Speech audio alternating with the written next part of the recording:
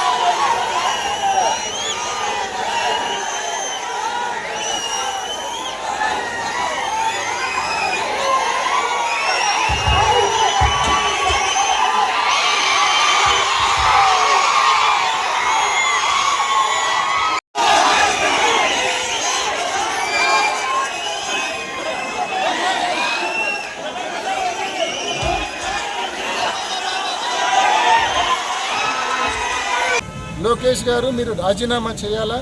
CBI enquiry, DSC అక్రమాలపైన CBI enquiry వేయాలా? నిజాలు నిగ్గు తేల్చాలా? నిజాలు నిగ్గు తేలే వరకు లోకేష్ నిజంగా యువకుడు, లోకేష్ అనే వ్యక్తి యువకుడు, ఇంకా రాజకీయ భవిష్యత్తు ఉన్న వ్యక్తి.